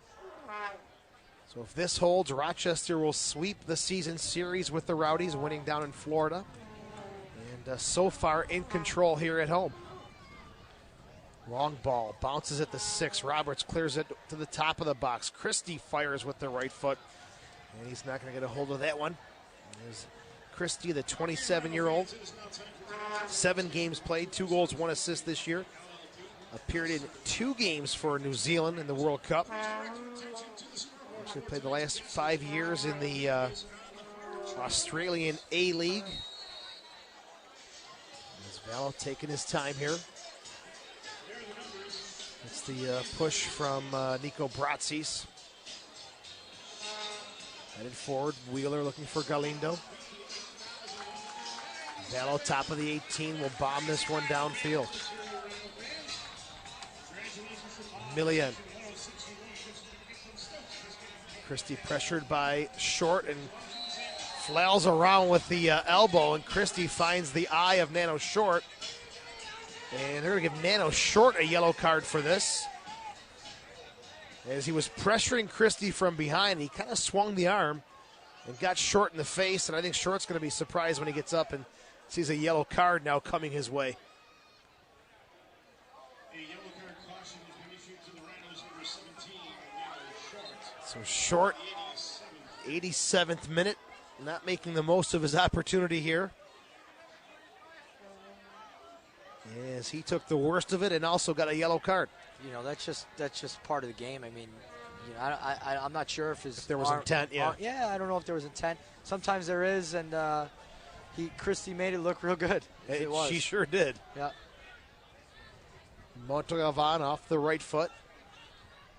Millian touches it one way, goes the other around Hines. He takes him down. Here's another yellow card, I'm sure. As Hines call for the foul. Christie's getting a little feisty now. He's got a tug of the jersey. He's got Hines' jersey in his hand. You know, either way, when you're up 3-0. Sanchez, that swerving, dangerous ball into the box. When you're up 3-0, it's tough to come on the pitch when you know that your job is to defend the rest of the match. And you could see that Hines and Nano Short, they're getting a little bit frustrated taking guys out. Hoxie's working hard here, just fighting and battling. And he's out there on, you know, he's trying to do it on his own. It's tough to come into a match when your only job is to prevent goals. Long ball into the box. Vallow drops this one, and Versailles able to clear it at the top of the 18.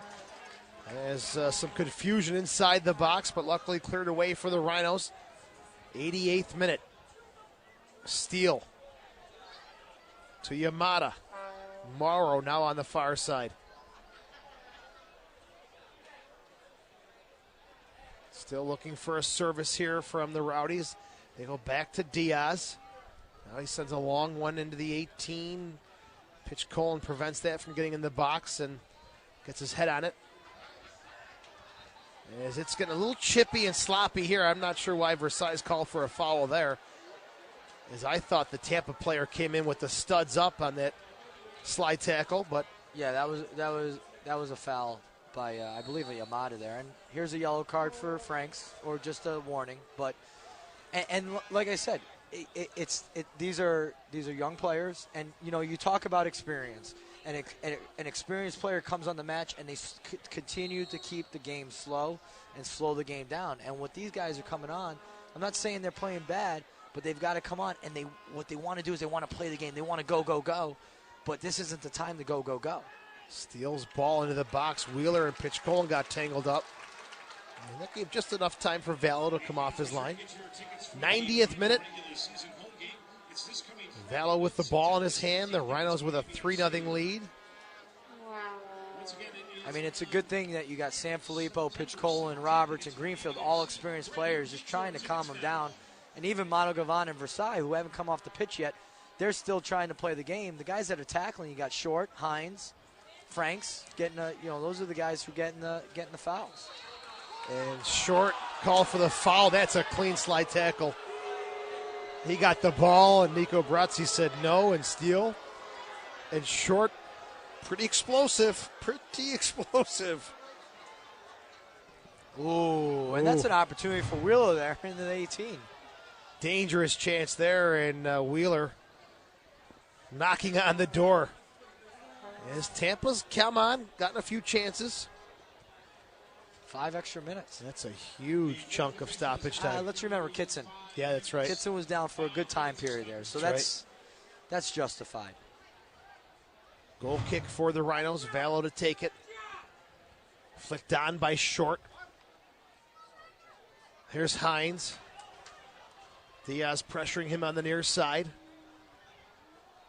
Hines cuts it to his right.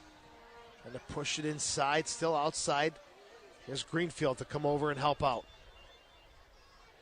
Greenfield slows it down. No urgency, no needed here for the Rhinos. Not needed for the Rhinos as it gets away from Greenfield and Short. A goal kick coming up here for Tampa. This one's got a little chippy here. I wonder if the chippy stuff is done. You get a sense maybe there's a couple more to come.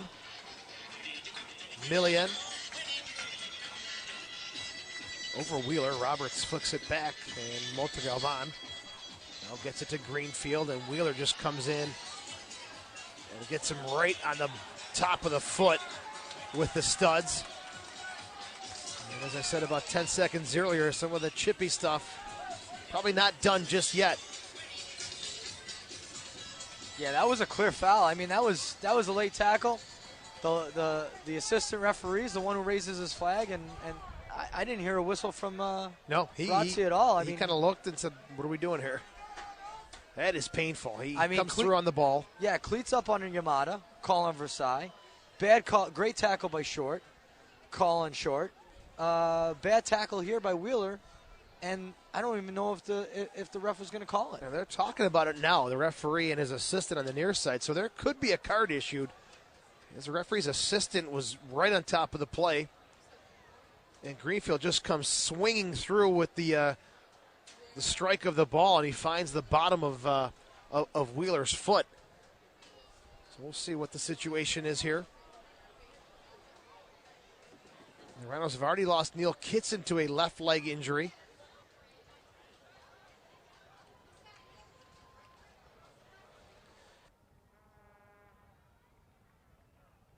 We're in stoppage time. And the last game in Tampa, the Rhinos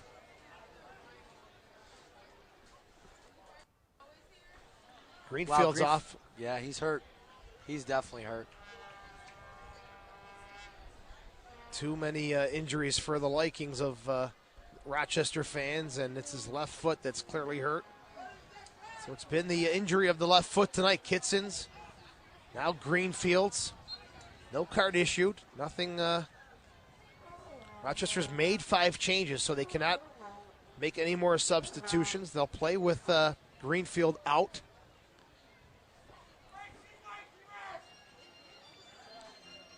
Ballo's told to play on by Nico Brazzi, and there's a look at it, Mike, on the replay. Oh, yeah. I mean, look at that. Cleats up. There's no way he's going to get the ball. It's his knee. He got his knee. Oh. He got his knee real bad. Hopefully Greenfield can overcome that because he's had a great season. Hoxie. Franks to Versailles. Now Montegalvan, and Hoxie tries to keep it in on the far side. We're in stoppage time. They called for 5 minutes, and now it's just getting sloppy as Morrow comes in late and sloppy. He'll get a yellow card. This one not done being ugly yet. As you don't want to open a can of worms here, but as far as injuries go, Rochester, knock on wood, has been good tonight. Kitson and Greenfield have gone down. There's Franks. Greenfield slowly making his way to the 4th official, and looks like he's going to toughen this one out and head back onto the field. My mistake. He did get in the ankle, and it was a cleat. It was cleat. Oh, he came in, a yard or two away with that boot up into space for Sanchez on the near side. No one there to support him as he gets dumped, and the Rhinos come away with it. Montegalvan to Hines. 5 minutes of stoppage time called for. A huge portion of that already played. Troy Roberts drives it with the left foot. No one down there for the Rhinos. So Christie has it. Greenfield able to come back onto the pitch. Now Valentine. Morrow on the far side. Yeah, I don't know. I mean, Greenfield is limping out there. I mean, let's hope he's not going to make it any worse because he's you're better off playing with 10 men than risking further injury to Greenfield. You could see he just hesitates. He doesn't even want to get within 5 yards. Morrow crosses into Wheeler, gets the head on it, and it's up and over the goal. That should just about do it. As Nico Brazzi blows the whistle, and the Rhinos keep the sheet clean. But even at the end there's an opportunity with a head. I mean, Tampa had chances. Yeah, I mean, they had chances. Wheeler, he could have done better with his headers there. I know a guy I used to play with in college, Larry Martin. He scored some great goals with a head, and Tampa could have used them tonight. So Rochester wins this evening 3-0 over the Tampa Bay Rowdies. We'll take a short break and come back on the Rhinos Broadcast Network.